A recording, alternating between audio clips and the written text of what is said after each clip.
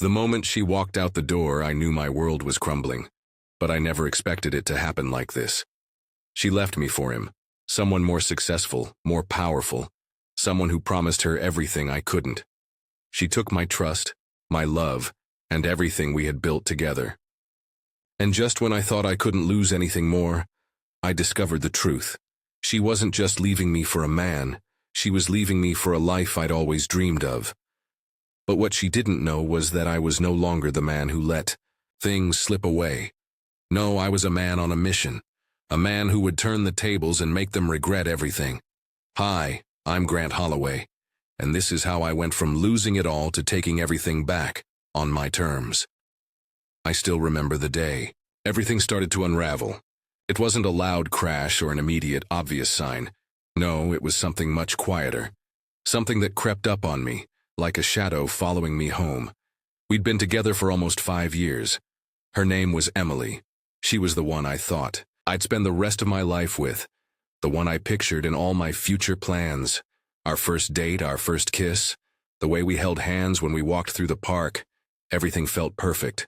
But perfection, as I've learned, is nothing more than a temporary illusion. We met in college, both trying to figure out what life would be like after graduation. I was studying business, trying to make something of myself. Though, to be honest, the road felt a little rocky. I wasn't from money, not like some of the guys in my class, the ones with trust funds and family businesses to fall back on. But I was determined to build something on my own. I wanted to show the world that I could succeed without relying on anyone but myself. It took time, sacrifice, and more late nights than I can count, but I was getting there, slowly. And Emily? She was everything I needed. Ambitious, smart, driven.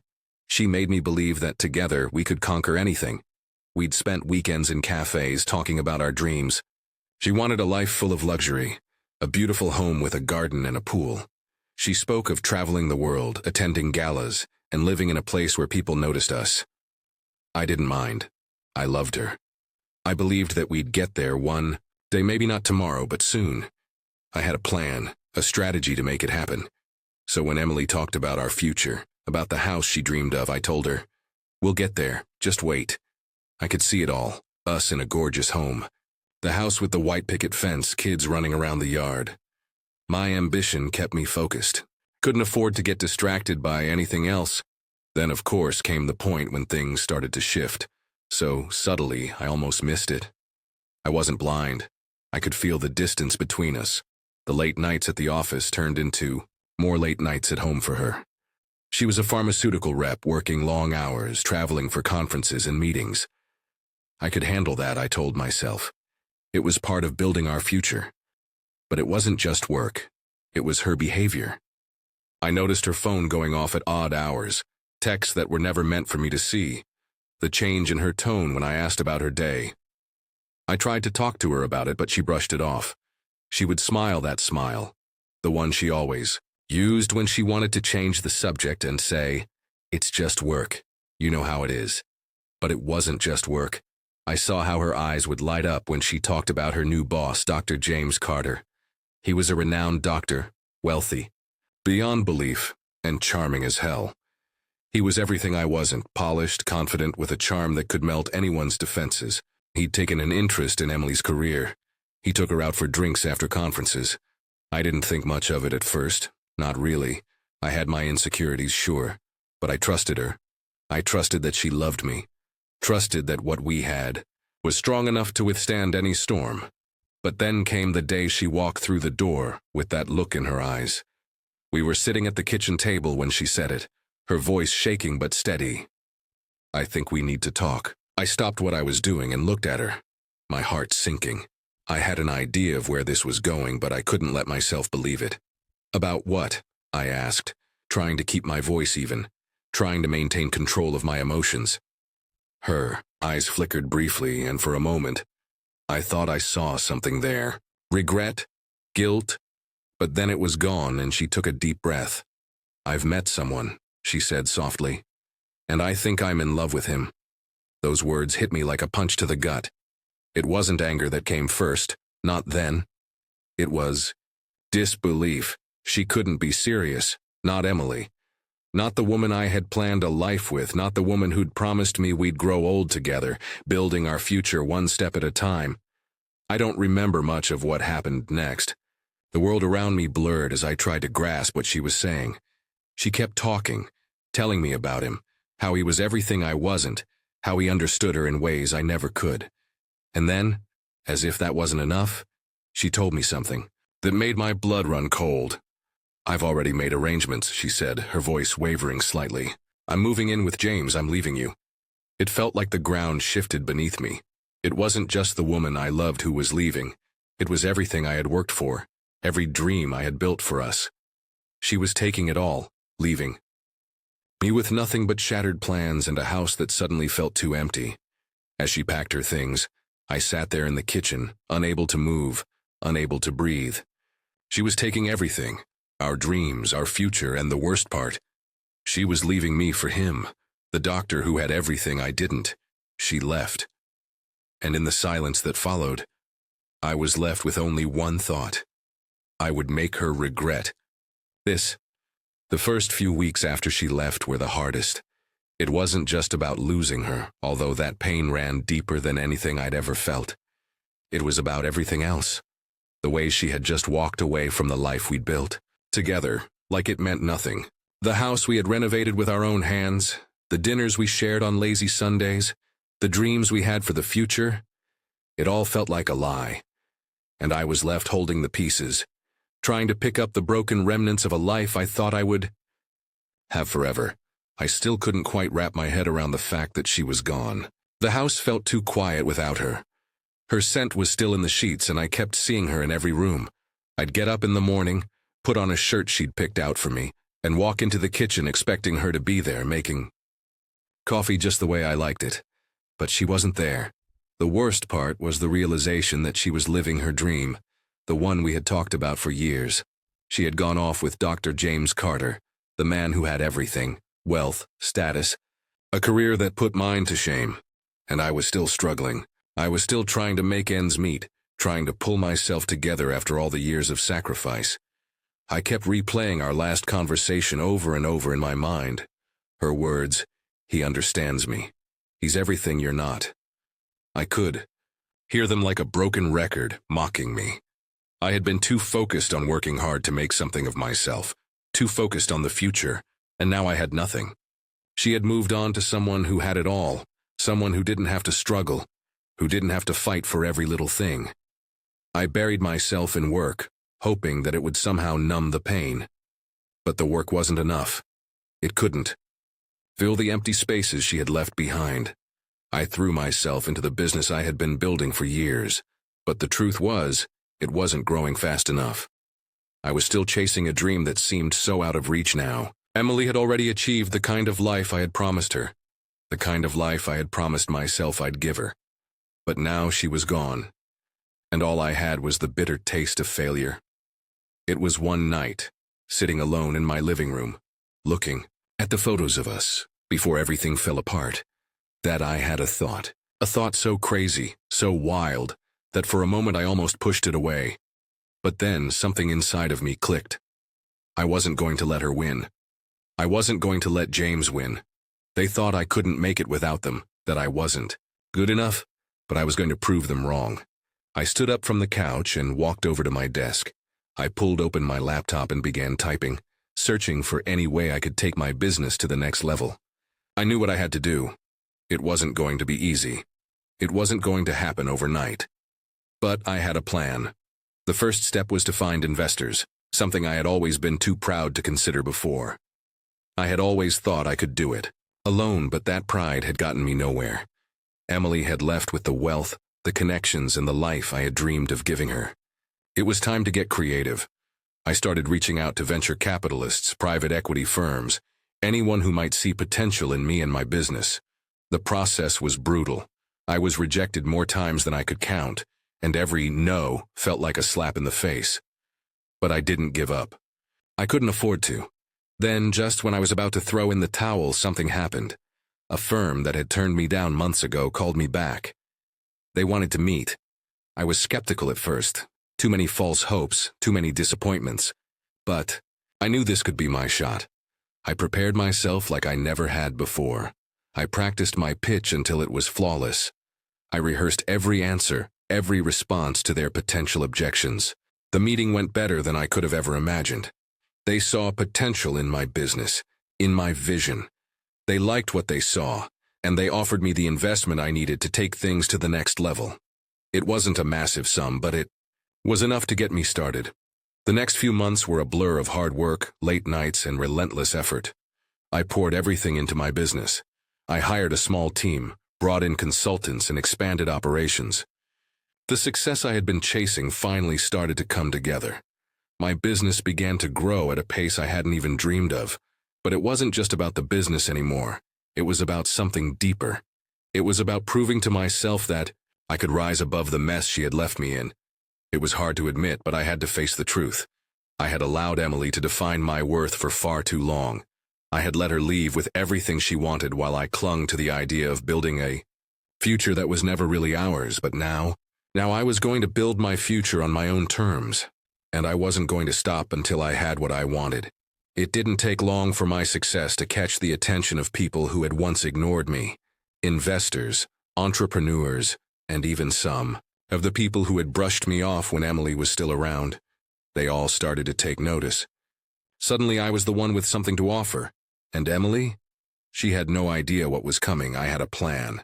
A plan to take everything she thought she had stolen from me and turn it into something better, something bigger, something that would make her realized she had made the biggest mistake of her life. But before I could move forward, I needed to find the right place, the perfect place to show her how far I had come. A place that would prove to both her and James that I had everything they thought I didn't. I began looking for homes. Not just any homes, no. I was looking for something special, something that would make her regret every decision she had. Buddy, I wanted the dream house, the one she always talked about. The one she thought she would have with James. But I was going to have it first, and I was going to make sure they knew it.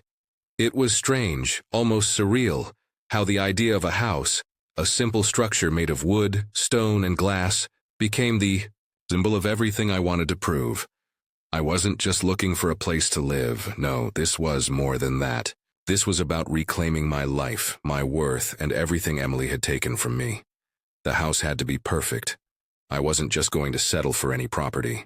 It had to be the one that would make her see what she had thrown away, the one that would show James just how wrong he was about me. I spent countless hours researching the real estate market, looking at properties that were well beyond what I had ever imagined affording just a year ago. I wanted something that screamed success, a place with sweeping views of the city, an expansive lawn, the kind of kitchen that was made for hosting dinner parties, a large master suite with a walk-in closet. It had to have a grand entrance, something that would leave a lasting impression the moment anyone stepped through the door. I wasn't going to buy just any house.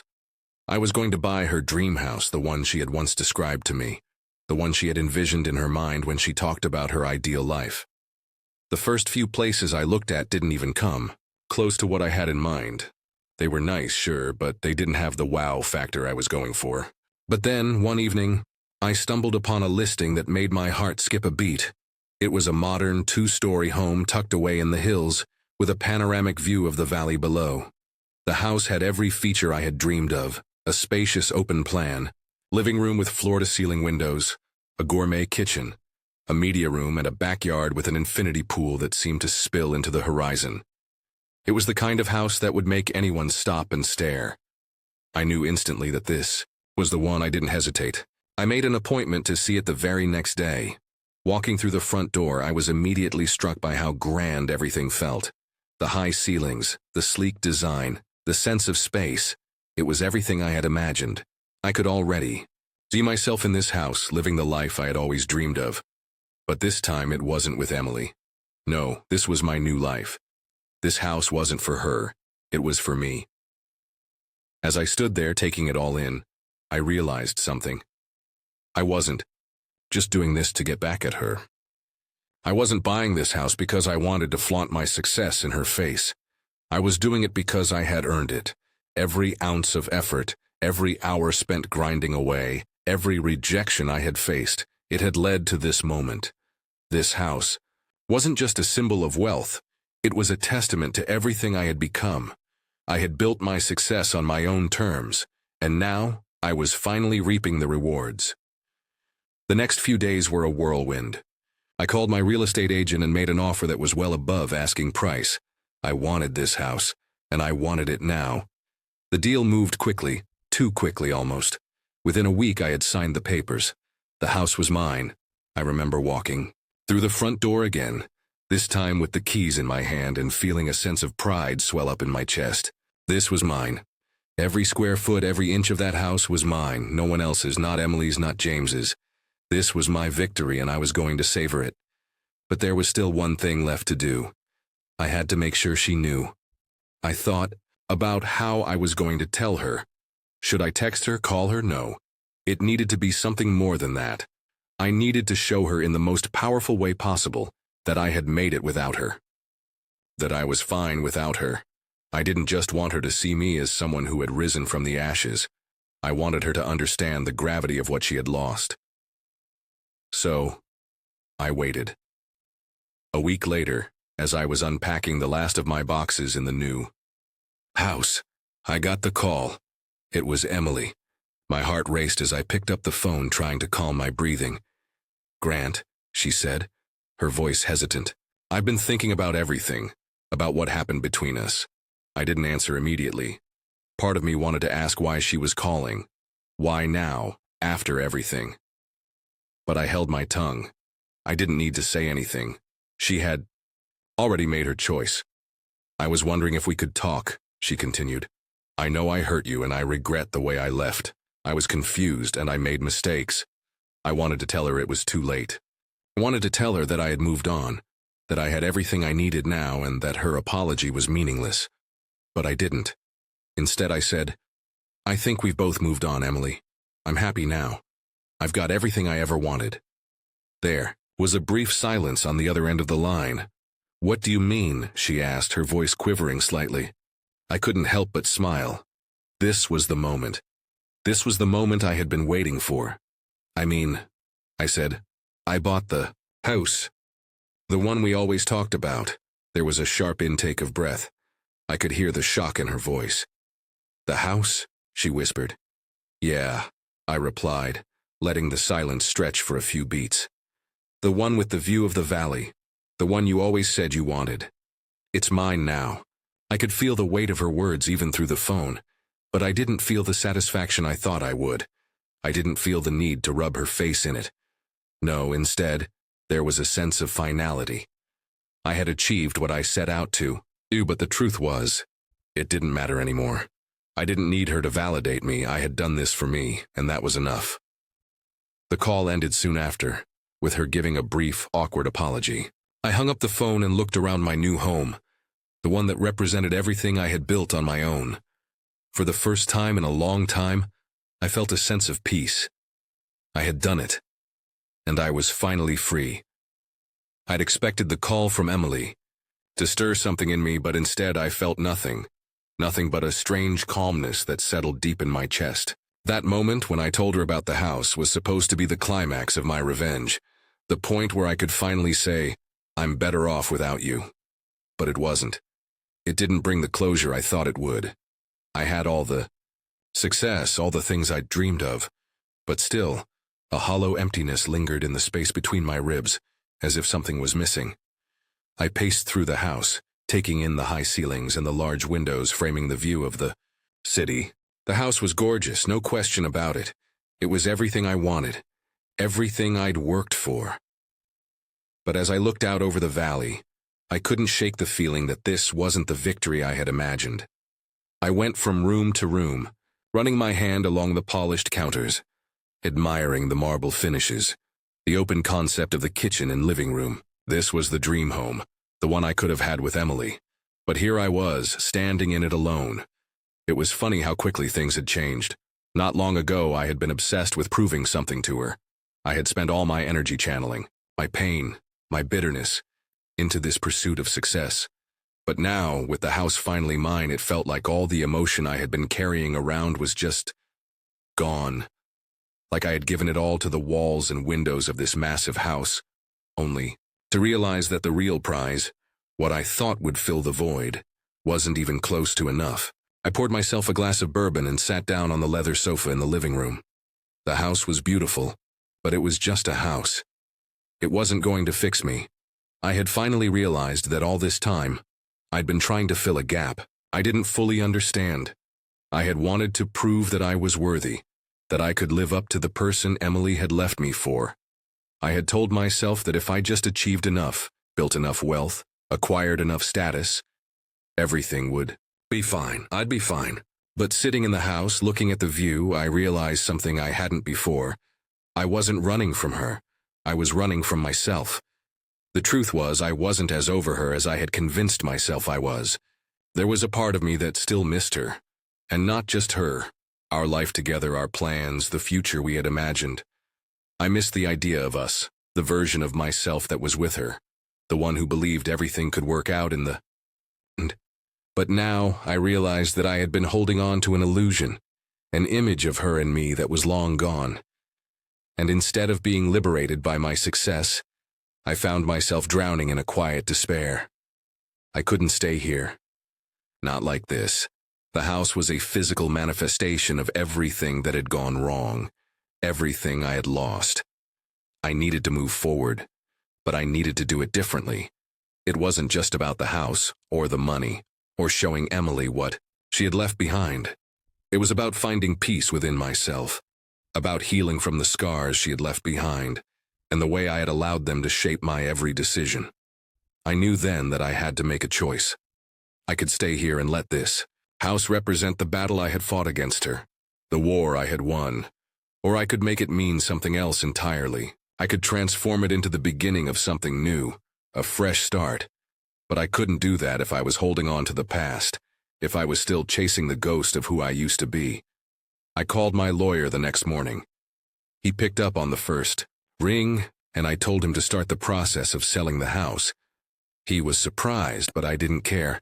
The house wasn't mine in any meaningful way if I was still stuck in the past, trapped in the cycle of trying to outdo Emily and her new life with James. It was time for me to find a place where I could breathe, a place where I could leave behind the weight of all my old ambitions and finally be free. The decision to sell the house was the first step, but it wasn't the only change I needed to make. I started to reevaluate everything in my life. I had been so obsessed with success that I had forgotten about the things that truly mattered: connections, trust, love, and honesty. I had spent so much time trying to prove myself to Emily and to the world, but now I realized I had nothing left to prove. I needed to take a step back. I needed to reconnect with the things I had lost along the way: my friends, my family, the small moments that had once brought me joy. I wasn't going to let the pursuit of wealth and status define me any longer. I had to find out who I really was without all the trappings of success that had once felt so important. For the first time in months, I allowed myself to breathe. I started taking walks in the evenings, something I hadn't done since Emily left. I started talking to my friends again, catching up with them, rediscovering the people I had distanced myself from in the chase for more. I even joined a gym, not to build muscle or improve my physical appearance, but to regain some control over my body and mind. In time, I realized that I was no longer angry at Emily. I wasn't angry at myself either. I had simply been lost. I had let the idea of success and revenge consume me, and now I could see the cost. But I was beginning to rebuild, this time not from a place of bitterness, but from a place of acceptance. The house was sold within a month, and I moved into a smaller, more modest place on the outskirts of the city. It wasn't glamorous, but it felt right. It was mine, and I was finally starting to feel like myself again. I didn't need the grand house. I didn't need the wealth. What I needed was peace. What I needed was a life that was mine to live, without the shadow of the past hanging over me. And for the first time in a long time, I was ready to build it. Not because I had something to prove, but because I had something to live for. I wasn't just moving on. I was moving forward.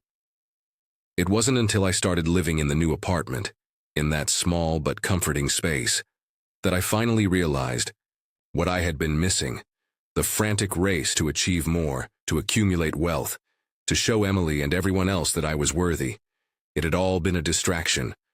All those nights spent sleepless, all those days consumed by my business, all the ambition that had driven me, none of it had actually made me happy. It had made me hollow. The new place was a far cry from the dream house I had once imagined with Emily. The walls weren't adorned with expensive art or designer furniture. There was no sprawling garden or infinity pool.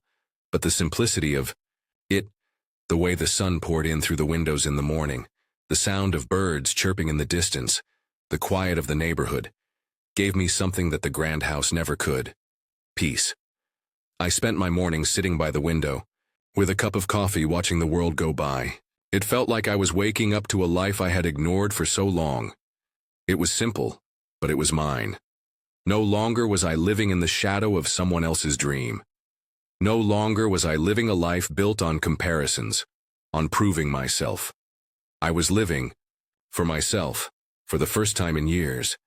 As I got used to this new rhythm of life, I also started to take stock of the people around me.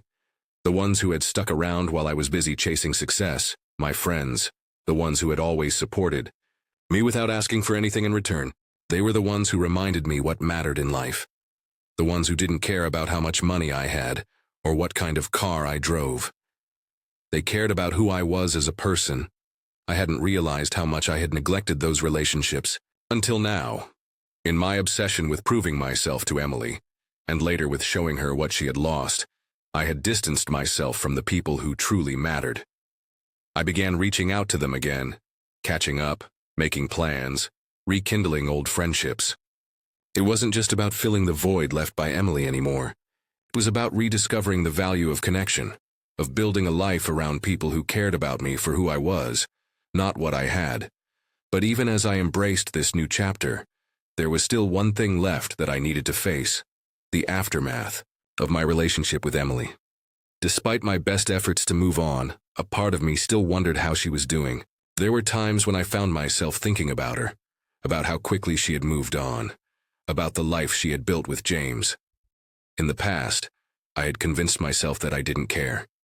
But now, in the quiet moments of my new life, I couldn't help but wonder if there was any part of me that still cared about her. One afternoon, as I was heading to a cafe to meet an old friend, I saw her, Emily. It wasn't planned, and it certainly wasn't something I expected to happen. But there she was, standing on the corner, her back to me, waiting for a cab. She hadn't seen me, but I recognized her immediately. My heart didn't race. There was no rush of anger or resentment like I had imagined. There was just a quiet recognition of what we had been, and what we no longer were. I stood there for a moment, watching her, unsure of what to do.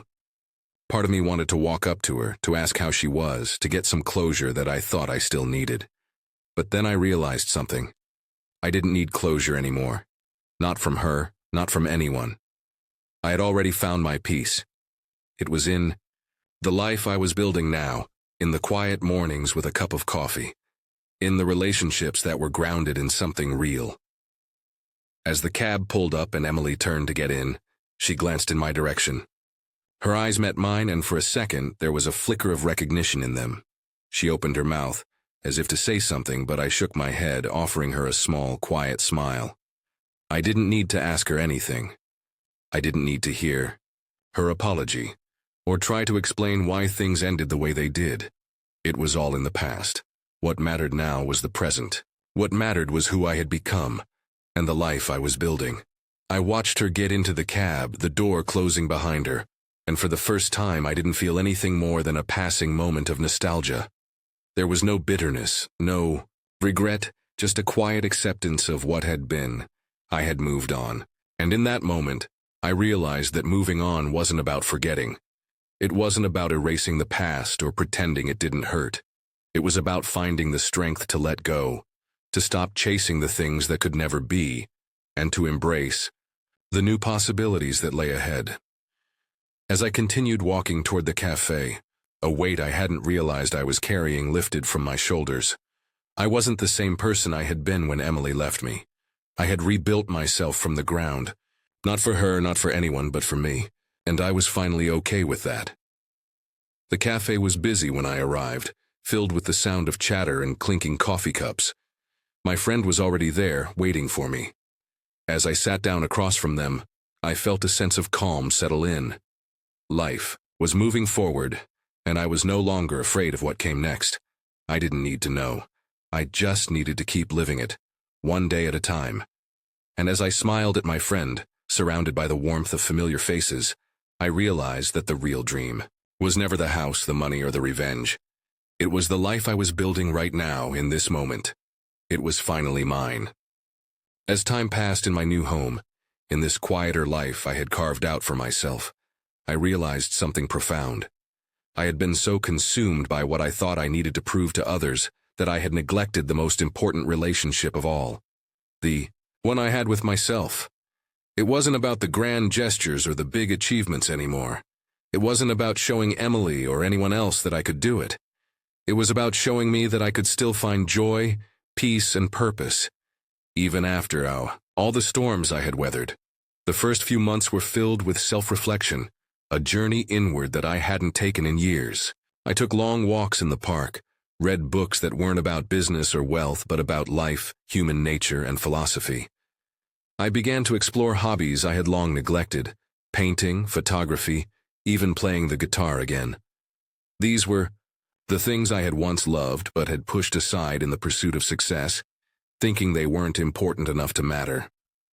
One afternoon I decided to take a trip to the coast. I had always wanted to visit the small beach town a few hours away, the one Emily and I had talked about moving to someday.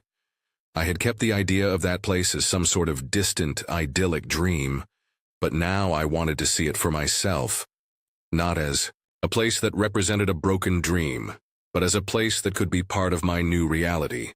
The drive was peaceful. The further I got from the city, the lighter I felt. It was a reminder that sometimes you have to leave the noise behind to find what really matters. As I pulled into the town with its cobblestone streets and the scent of salt water in the air, I felt a sense of calm that I hadn't realized I had been missing. I checked into a small inn by the water, and for the first time in months, I didn't feel the weight of expectations or the pressure to succeed. I was just me in the present moment, allowing myself to simply be. It wasn't just the scenery that was soothing. It was the space to think clearly, to breathe deeply. For the first time, I wasn't running. I wasn't chasing anything. I was simply existing, enjoying life without the constant rush to achieve. I spent the next few days exploring the town, taking photographs of the breathtaking views, and talking to the locals at cafes.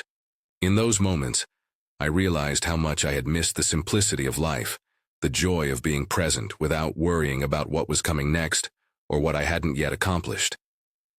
When I returned to the city, I felt different. I wasn't sure how to put it into words, but there was an undeniable shift. I had finally let go of the anger, the bitterness, and the resentment I had been carrying. I had finally let go of the need to prove something. And in letting go, I discovered a new sense of freedom. A freedom that wasn't about wealth or success, but about living life on my own terms. I found myself spending more time with the people who mattered. My friends who had stuck with me through everything were now a bigger part of my life than ever before. I no longer pushed them away, no longer buried myself in work to avoid the pain of what had happened. I went out for drinks, had long dinners, laughed and talked about things that weren't related to business or the past. I started to enjoy these moments again, realizing just how precious they were.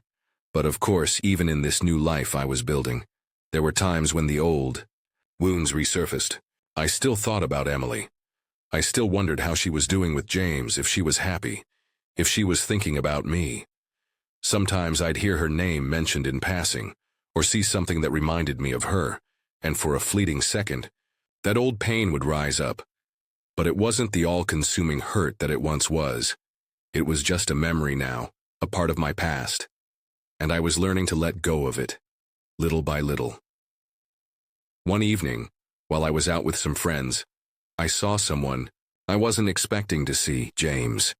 He was at the same bar sitting at a table with a few colleagues. It was strange seeing him again after all this time.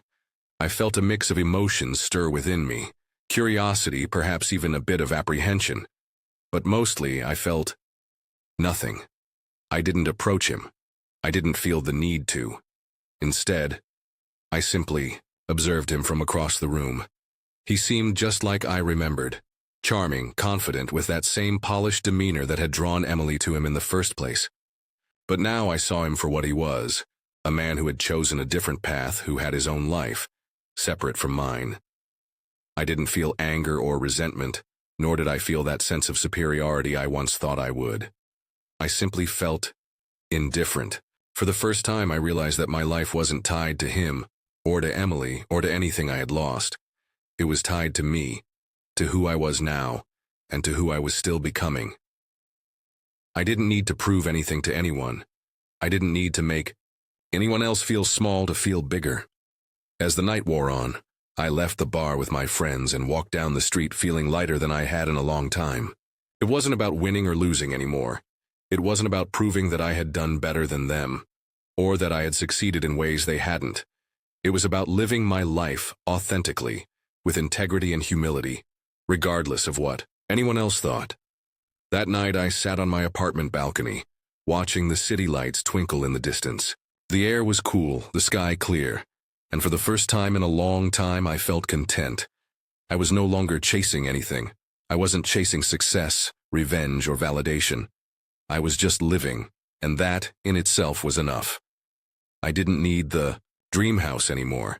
I didn't need the fancy car or the designer clothes or the external symbols of success.